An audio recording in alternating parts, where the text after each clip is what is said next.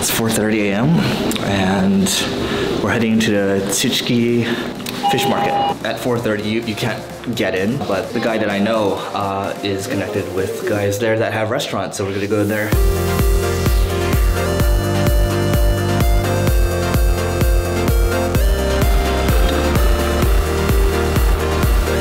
So the deal is, you buy a fish for 5,000, and you can sell it for 20,000 after you make it into sushi, obviously. Maza up here was saying that you can buy a giant one for like 20,000 bucks and basically sell it for 80,000.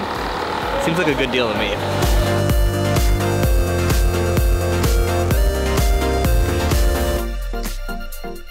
It's about 8:20 in the morning here, and I'm heading to the, I think it's the Inari Shrine. So I got this at the station yesterday. This is the matcha Kit Kat. This is my pocket Wi-Fi. And then I'm breaking days in today. Probably not a good idea to be breaking in shoes, but it is a hike. Should probably bring some money too, and chapstick.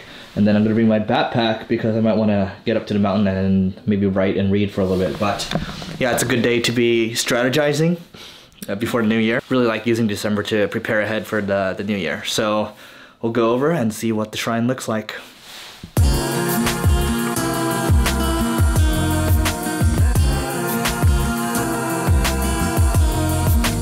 It's pretty amazing. So get to the top and then give you some wisdom after. Basically, when you look at the bottom, when we first started, tons of people, right? I just went through like a gauntlet of stairs. We're almost there, but it's just, again, like consistency, right?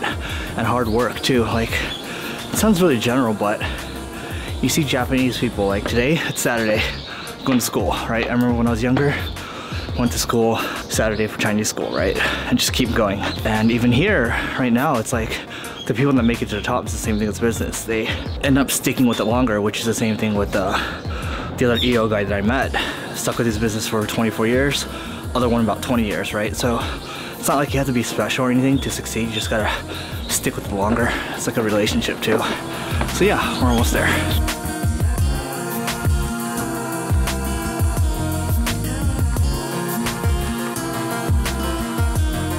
See, what I tell you earlier, a shitload of people at the bottom, but when you get to the top, not that many people.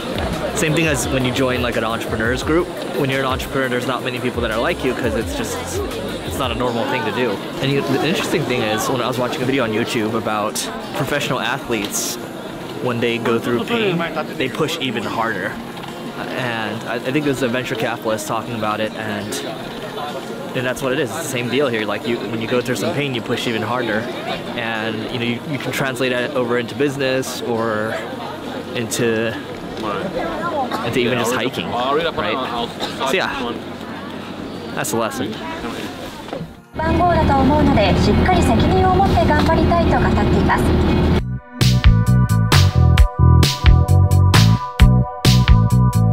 This is the Nishiki market in Kyoto with snacks and a bunch of souvenirs.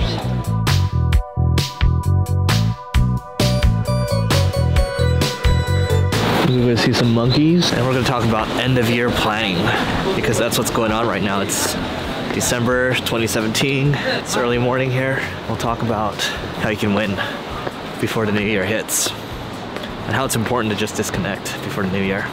Anyway, when it comes to end of year planning, I think first and foremost it's important to go on a break and then decide what you want to do, right? The agenda. And then what I like doing is writing down a list of just everything that went well during the year. So it could be like a top 25 or whatever, even just a top 3.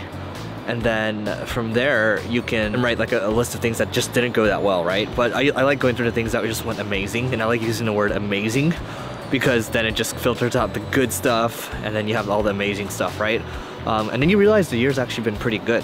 And then the things that like you want to improve on, let's say you have like 25 bad things or things that you wanted to improve on, you can take those top 3 and say, okay, maybe these are goals to work on in the next year, and this is an exercise you can work on with maybe your team members as well. The other thing is, making a note of like my long-term vision. So let's say your vision is you want to build like a $1 billion company or something like that. And just working backwards and figuring out what actions you need to take, what you've taken already, and then going from there. So for example, one big issue is like, how do we get more sales for the new SaaS product that we're building right now?